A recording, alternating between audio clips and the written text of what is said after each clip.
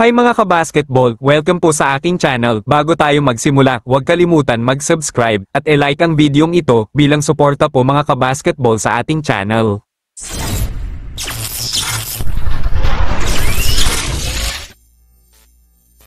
Sinubukan ng Miami Heat na ibalik ito with the underdog status ngayong season, ngunit hindi ito nagtagumpay.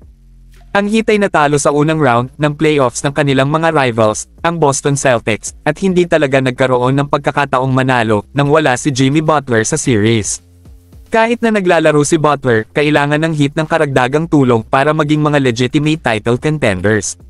Ang pagtanggap sa underdog na role ay should be a thing of the past, ibig sabihin ay maaaring kailanganin nilang mag-move on mula sa mga players tulad nina Tyler Herro, Terry Rozier, at Duncan Robinson at gamitin ang mga ito sa sign-and-trade deal para gumawa ng bagong Big Three kasama sina Jimmy Butler at Bam Adebayo. Una si LeBron. Si LeBron James, isang 4-time NBA champion at dating Heat legend, ay maaaring maging isang free agent kung magpasya siyang tanggihan ang kanyang $51.4 million player option sa Los Angeles Lakers. Ang Miami Heat, kung saan nanalo si James ng dalawa sa kanyang mga championships in 2012 and 2013, ay isang nakakaintriga na potensyal na destinasyon. Ang susi sa trade na ito ay ang paggamit kay Tyler Herro, Duncan Robinson, Terry Rozier, at isang 2029 first-round pick sa isang sign-and-trade. 2. Pascal Siakam. Isang versatile forward at dating NBA champion sa Toronto Raptors, si Pascal Siakam ay maaaring muling pumirma sa Indiana Pacers, ngunit ang Miami Heat ay maaaring maging isang attractive na destinasyon para sa kanya sa 2024 offseason. Maaaring handang makipaghiwalay ang Heat sa mga assets tulad ni Tyler Herro, Terry Rozier, o Duncan Robinson upang mapadali ang pagkuha na ito. Ang pagdaragdag ni Siakam sa roster ay bubuo ng dominant Big Three, kasama sina Jimmy Butler at Bam Adebayo, na magbibigay daan kay Adebayo na lumipat sa isang small ball center role kung saan siya ay umunlad. 3. Paul George. Si Paul George, na isa pa ring highly skilled two-way player at multiple-time All-Star, ay inaasahang aalis sa Los Angeles Clippers.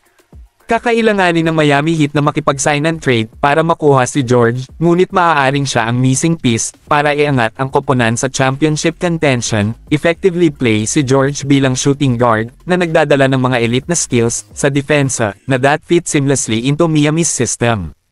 4. DeMar DeRozan. Sa 34 na taong gulang, si DeMar DeRozan ay maaaring maging isang mahalagang karagdagan sa Miami Heat.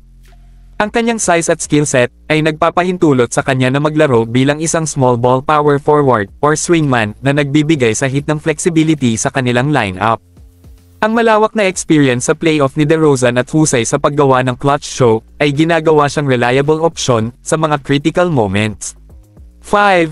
James Harden. Si James Harden, bagamat hindi na siya ang MVP caliber player noon, ay nananatiling isang elite playmaker at may kakayahang scorer na maaari pa ring mag-average ng humigit kumulang 20 puntos bawat laro. Ang kanyang pambihirang kakayahan sa paglalaro ay gagawin siyang pinakamahusay na purong playmaker na nakalaro ni Jimmy Butler since Ben Simmons in his prime sa Philadelphia. Bagamat si Harden ay maaaring hindi angkop para sa defensive system ng Miami, ang kanyang malawak na playoff experience at offensive prowess ay maaari pa ring gawin siyang isang mahalagang asset sa ilalim ng coaching ni Erik Spoelstra.